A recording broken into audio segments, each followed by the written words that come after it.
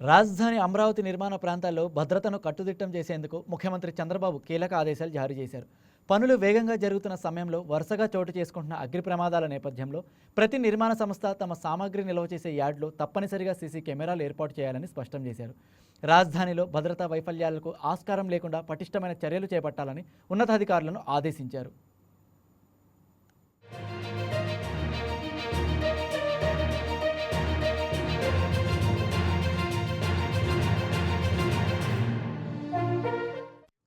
కూటమి ప్రభుత్వం ఏర్పడి రాజధానిలో పనులు ఊపందుకున్న తర్వాత జరుగుతున్న వరుస ఘటనలపై సీఎం చంద్రబాబు తీవ్రంగా స్పందించారు.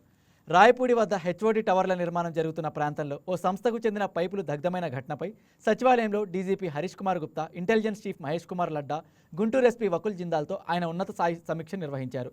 ఈ వరుస ఘటనలు ప్రమాదవశాత్తు జరుగుతున్నాయా లేక వీటి వెనుక కుట్రకోణం ఏమైనా ఉందా అనే విషయంపై నిగ్గు తేల్చాలని అధికారులను ఆదేశించారు. ఘటన జరిగిన తీరు, అంత త్వరగా మంటలు వ్యాపించడానికి గల కారణాలను ఫోరెన్సిక్ ఆధారాలతో సహా వెలికితీయాలని సూచించారు.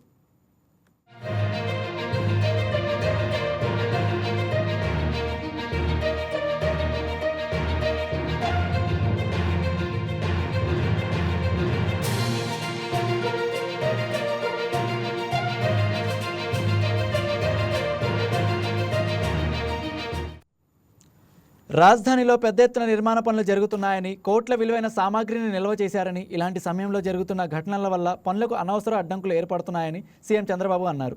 రాజధాని ప్రాంతంలో అదనపు పెట్రోలింగ్ నిర్వహించాలని, డ్రోన్ కెమెరాల ద్వారా భద్రతను పర్యవేక్షించాలని సూచించారు. నిర్మాణ సంస్థలు కూడా తమ వంతుగా సామాగ్రి నిల్వ కేంద్రాల వద్ద వ్యక్తిగత భద్రతా సిబ్బందిని ఏర్పాటు చేసుకోవాలని స్పష్టం చేశారు. అనుమానితుల కదలికలపై నిఘా పెట్టాలని, వారి రాకపోకలను గమనిస్తూ అవసరమైతే ప్రశ్నించాలని ముఖ్యమంత్రి తెలిపారు. రాజధానిలో అలజడి సృష్టించాలని ఎవరైనా ప్రయత్నిస్తున్నట్లు తేలితే ఎట్టి పరిస్థితుల్లోనూ ఉపేక్షించవద్దని, అలాంటి వారిపై అత్యంత కఠినమైన చర్యలు తీసుకోవాలని చంద్రబాబు పోలీసు ఉన్నతాధికారులను ఆదేశించారు.